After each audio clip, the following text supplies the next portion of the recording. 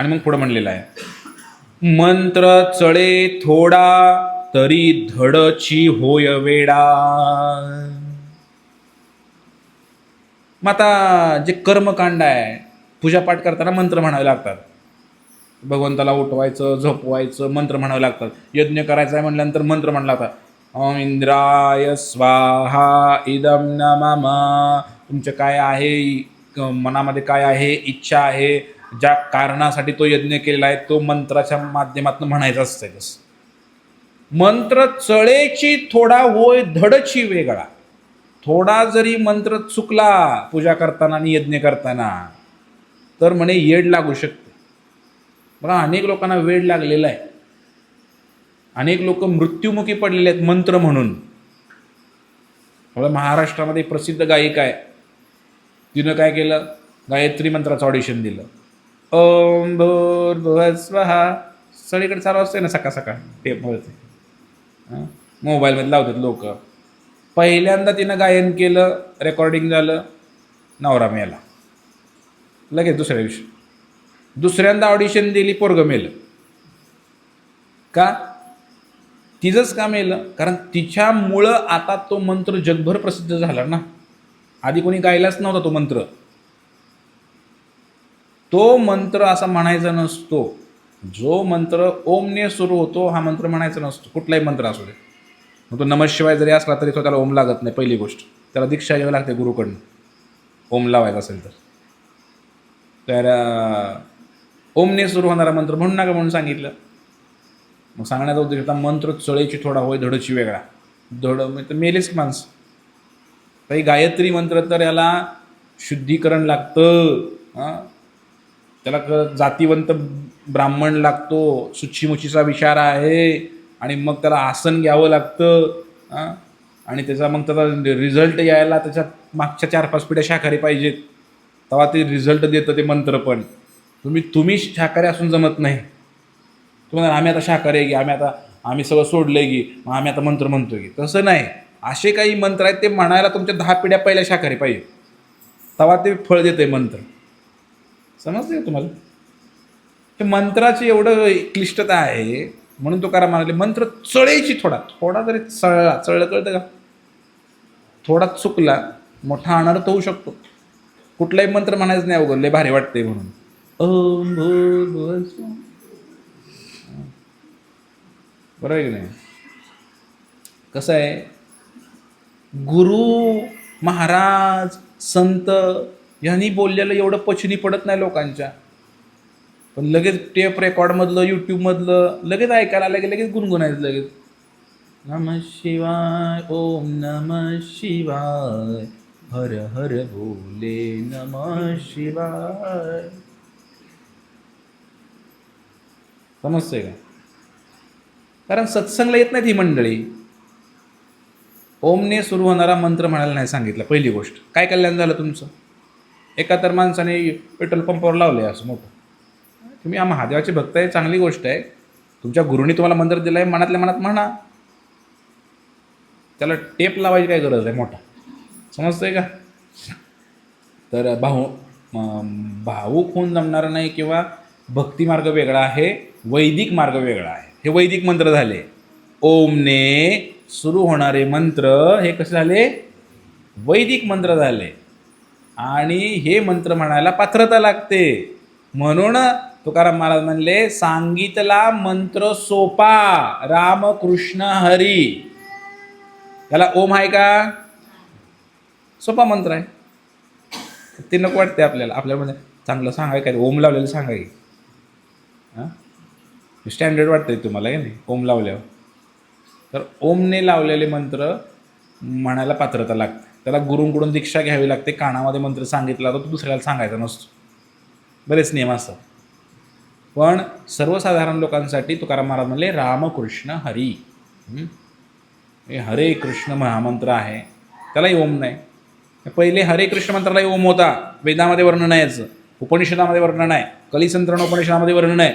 हा मंत्र असा होता, ओम हरे राम राम राम हरे हरे, हरे कृष्ण कृष्ण कृष्ण हरे हरे.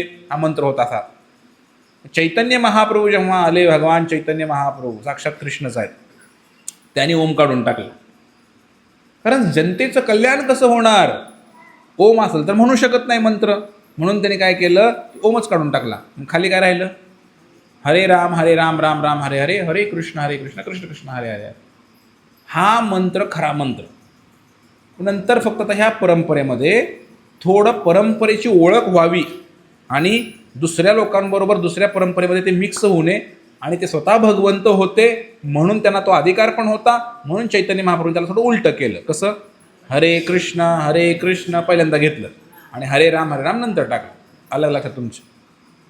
तर हा मंत्र म्हटल्यानं कुणाचं नुकसान होणार, पण गायत्री मंत्र म्हटल्यानंतर नुकसान होऊ शकतं. ओम लावलेला मंत्र म्हटल्यानं नुकसान होऊ शकतं. किती अवघड आहे सगळं. काय गरज आहे तिकडे घुसायची. म्हणा राम म्हणा, कृष्ण म्हणा, काय प्रॉब्लेम काय. गोविंद गोपाळ म्हणा. जनाबाई म्हणते एक अक्षरी मंत्र दिला, विठ्ठल म्हणा. जनाबाई फक्त विठ्ठल म्हणत होती, रामकृष्ण हरी पण म्हणत नव्हती. कारण नामदेव महाराजांनी तिला एक अक्षरी मंत्र दिला. कुठला बोला, विठ्ठल म्हणा. अवघड कशाला पाहिजे तुम्हाला, सोपं नाही म्हणून वाटत. हां, तर मंत्राचं सांगितलं मी. त्वष्टा ऋषी होते महाभारतामध्ये, भागवतामध्ये उदाहरण येतं. त्वष्टा ऋषी यांचा इंद्रावर लय राग होता. ती मोठी कथा मी सांगणार नाही. त्यांनी एक यज्ञ केला. त्या यज्ञामध्ये संकल्प करावा लागतो, नीट ऐका. आता त्यांनी संकल्प केला. काय संकल्प केला, इंद्राने आमचा वंश बुडवलेला आहे, इंद्राला मारणारा मुलगा उत्पन्न होऊ दे यज्ञातनं. पूर्वी असं व्हायचं. दशरथ महाराजांनी पुत्रकामेष्टी यज्ञ केला, त्यांना पुत्र झाला. मग इंद्राला मारणारा मुलगा पाहिजे होता. कोणाला मारणारा मुलगा पाहिजे होता, म्हणून यज्ञ केला. आणि मग त्याच्यामध्ये मंत्र वगैरे म्हणायला लागले. आणि मंत्र म्हणत असताना मंत्र असं म्हणले गेले. काय म्हणले, इंद्र शत्रुम विवर्धस्व. इंद्राचा शत्रू असा मुलगा तयार होऊ दे यज्ञातनं.